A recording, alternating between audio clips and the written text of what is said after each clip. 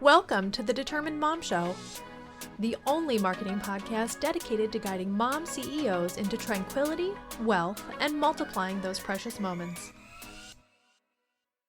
Welcome to episode 227 of the Determined Mom Show. I am your host, Amanda Tento, and I am very excited to talk to you today about my favorite topic, which is what is Google My Business, also now known as Google Business Profile, and why do you need it? This is a very important topic to me because this is the entire basis of my marketing agency, and it is getting such amazing results for our clients that I can't not talk to you about it. And the reason that I'm talking to you about it is because no one else talks to you about it.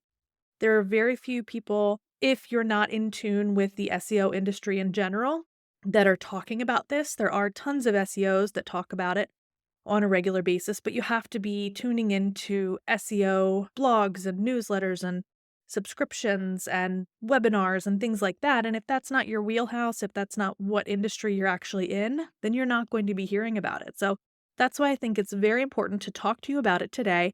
And I'm going to explain to you what it is, why you should be using it. And I'm hoping that you're going to go after you listen to this episode and either claim your listing or create your listing, okay? So what Google Business Profile is, if you get out your phone right now and you were to search for something near me, I always pick coffee shop because it's super easy. Put in coffee shop near me in your search bar, and you're going to come up with a map, and you're going to have 3 listings that come up in a little box. Those listings are the Google Business Profiles or Google My Business listings of those particular coffee shops.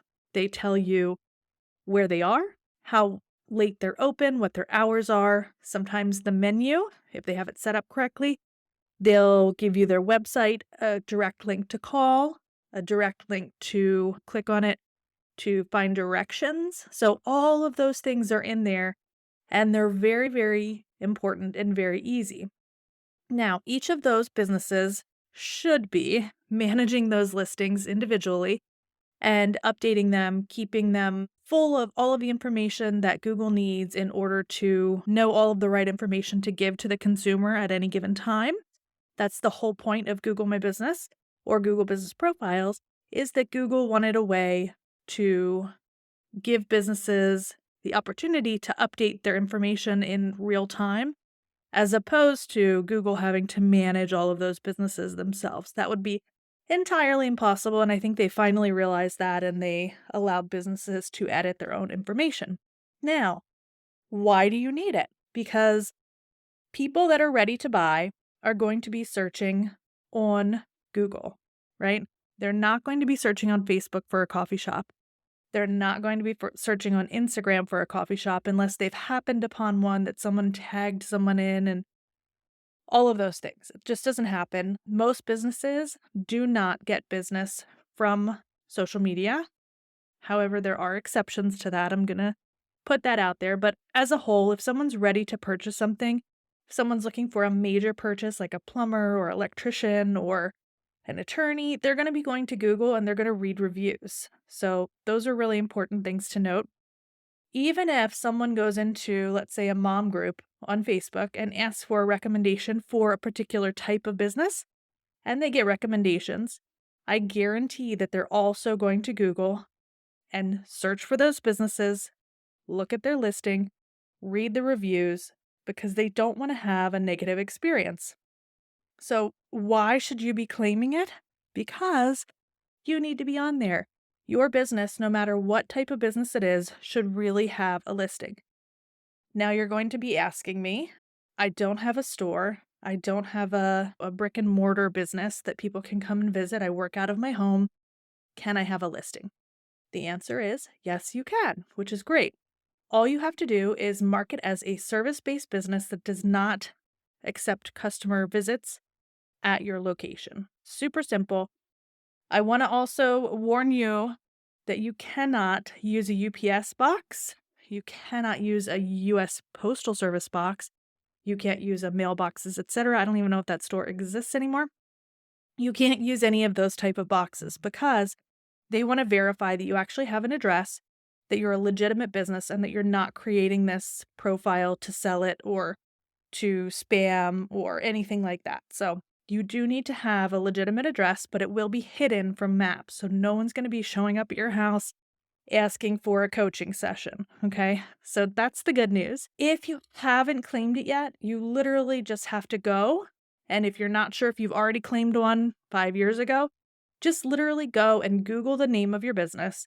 If you see something come up on the right-hand side, there's going to be a little link that says own this business question mark. Click that, and then you can go through the process of claiming it. Okay. If you don't see anything come up once you Google the name of your business, then go ahead and start to create one. Okay. And you can just go to business.google.com to do that. And that will allow you to walk through all of their steps and setup. Make sure you fill out everything. Do you need a phone number? Yes, you need a phone number. Do you need an address in there? Yes, you need an address in there.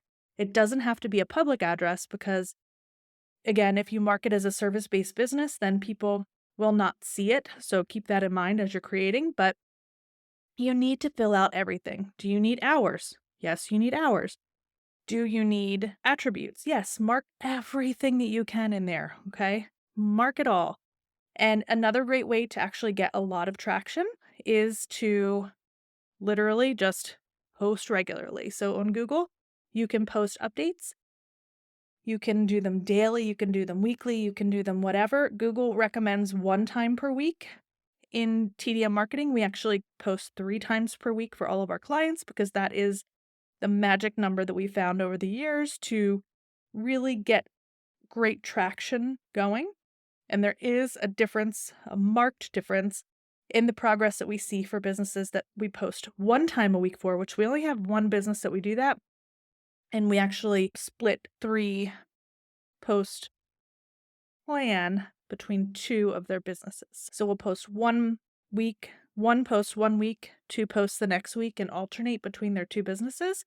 And it works, but it doesn't work as well as 3 posts per week per business. And if you're asking if this client is aware of that, yes, they are. And we have talked about it extensively and their understanding of that. And so it is just one of those things. The more you post, the more information you're giving Google about who you should be to, what they're searching for, what services you provide, what solutions you offer them. So if you have not done this yet, please just go do it. It takes 5 minutes. It's going to be the most productive 5 minutes of the rest of 2022 and potentially 2023 if you're listening to this in January. So definitely do it now.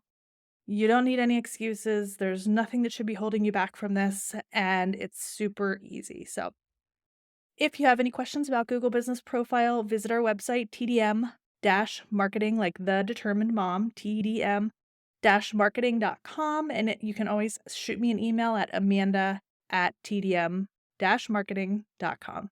Thank you. Let's face it, piecing together a marketing plan with the things you hear, watch, or read online, while tempting, is never a good idea.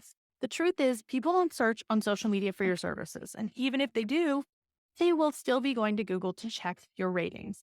By not having a cohesive, proven marketing system, you are leaking clients and customers through giant holes in your customer acquisition bucket.